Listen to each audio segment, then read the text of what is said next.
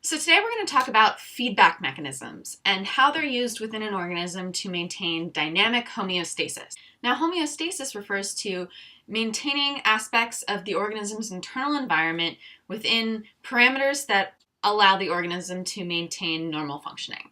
So those parameters can be things like body temperature, blood sugar, and so on. So in order to really understand this, we're going to need to look at an example. The example we're going to look at today is regulation of energy metabolism. The primary source of energy in our bodies is glucose.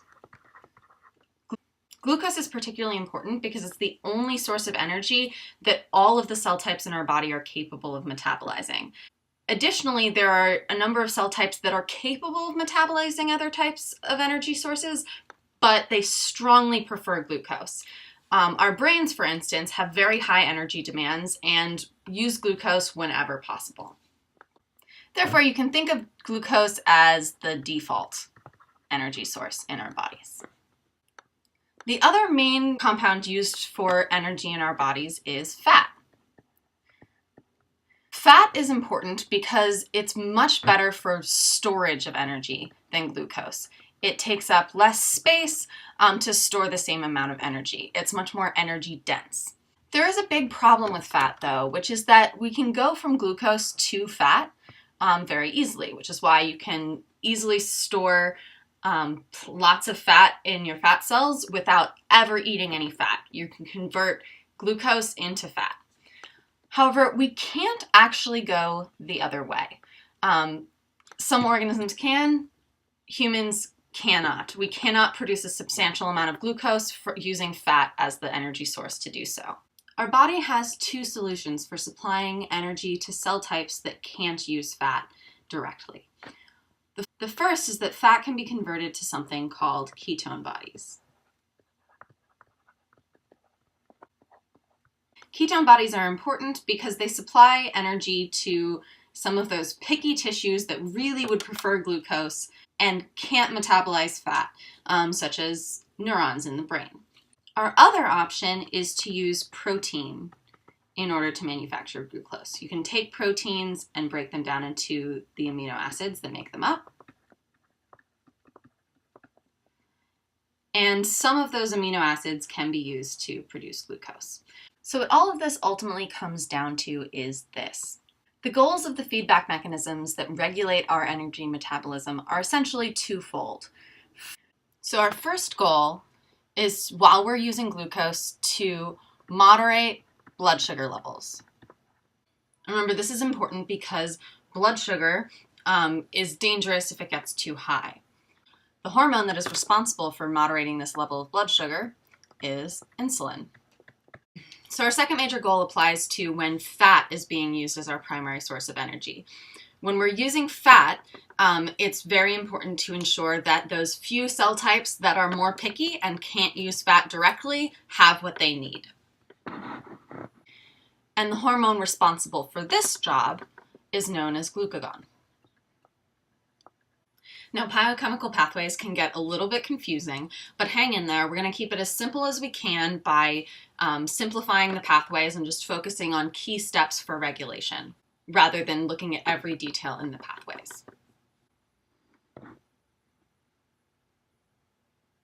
So let's start by looking at what happens when glucose is our primary source of energy being used by most of the cells in the body.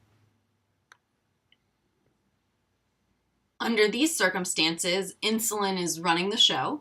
Insulin's being secreted anytime sugar is plentiful and therefore blood sugar is high. Insulin allows cell types that can use multiple types of energy to pull in glucose from the blood. Without insulin giving the signal that this is okay to do, cell types like muscle cells that can use multiple sources of energy will leave the glucose in the blood for cell types that need it more.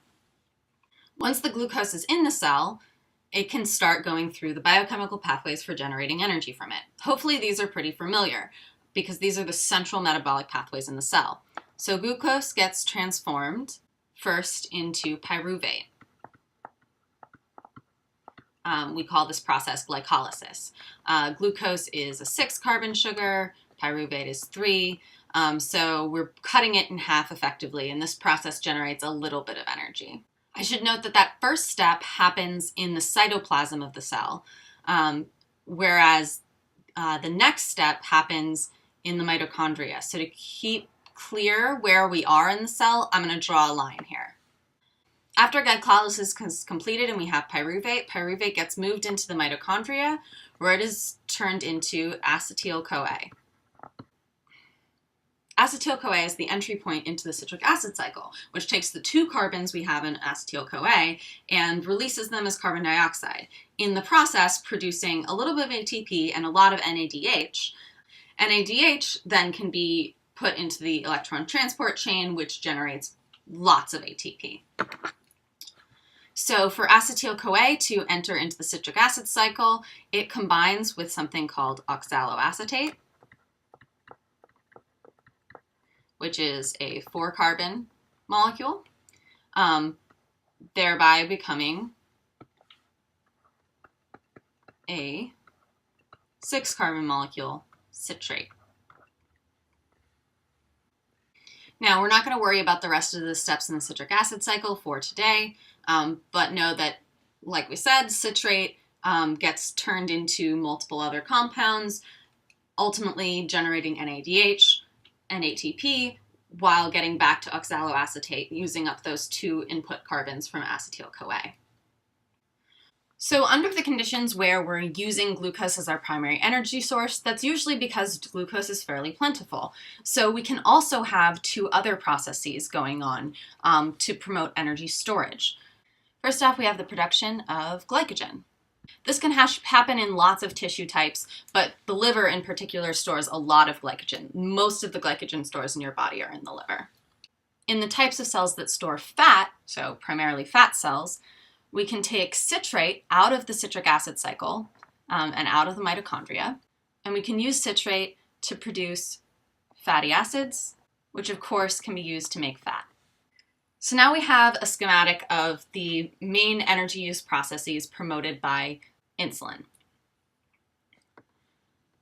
Remember we said that uptake from the blood in cell types that don't need to use glucose is only allowed with insulin. The promotion of glycogen production from glucose is directly promoted by insulin. The use of glucose in most cells is promoted by insulin. And this production of fatty acids and storage as fat is promoted by insulin.